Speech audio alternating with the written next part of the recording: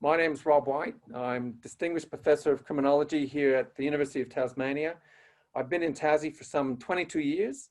I've lived and worked around the country. So I've did a PhD at the ANU in Canberra and spent some time in Darwin. And I've lived in Adelaide, lived in Perth, taught for 6 years at the University of Melbourne in criminology.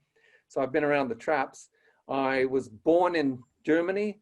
I grew up in Canada. I've lived most of my life in Australia, and now I'm a proud Tasmanian. So basically that's a synopsis of my career and my life.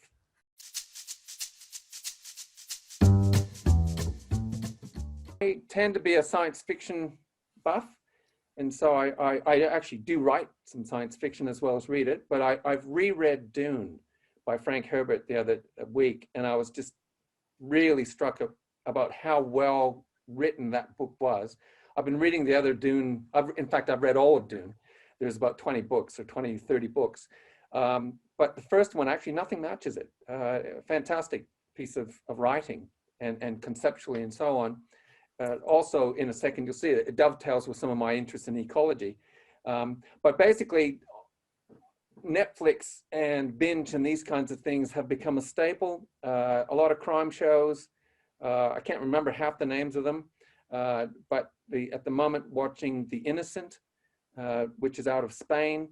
I don't know, watching The Handmaid's Tale on SBS and trying to catch up with that.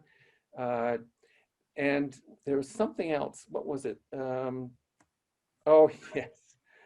Ended up with The Blacklist and going through all of those seasons over Easter, and unfortunately got sucked in. So now following that, we're right up to date and following that as new episodes break. And of course, on, is it Binge? Really enjoying Mayor of Easttown. Fantastic portrayal of basically working class life in working class Pennsylvania in the United States. The main character is played by a British actor, totally convincingly. And it's just an amazing series. She's a detective, but it's small town, rural type politics and policing. And it's just a fantastic script and series and photography.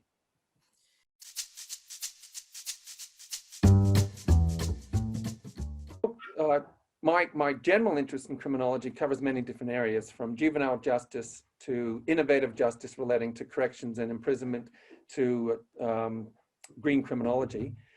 The specific interest in rural criminology relates to the fact that a lot of the damage to the environment occurs in rural and isolated areas. So if you want to talk about water theft, for example, we've looked at water theft in the Murray-Darling from different angles, from the point of view of media treatments of as whether it's considered a crime or not, from the point of view of the actual taking of water and who's taking it, from the point of view of environmental regulation and the criminalization of activity on the part of the state, and looking at how different states approach the regulation of the illegal taking of water.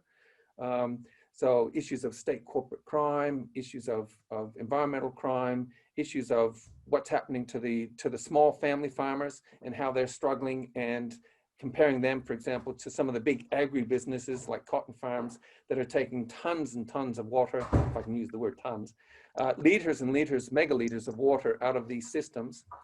And then, of course, if you look at the impact of climate change in terms of floods, droughts, and so on, a large part of what we're looking at there relates to the response of governments to these problems, but also who it impacts. And it's the people living in rural areas who certainly at the moment are particularly impacted by climate events.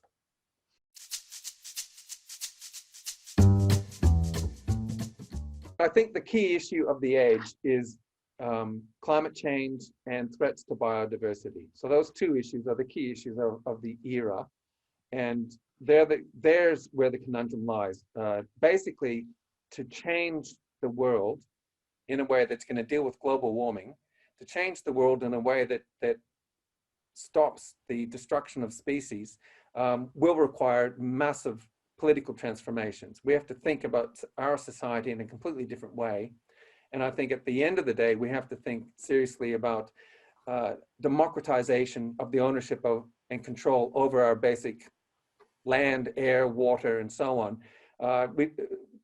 The world's too important. Planet A is the only planet that counts for us, and it's too important to be left in the hands of a few billionaires making decisions for us. So we have to start making the decisions in the interests of the majority, and we have to start talking about social interest and public interest ahead of private profit.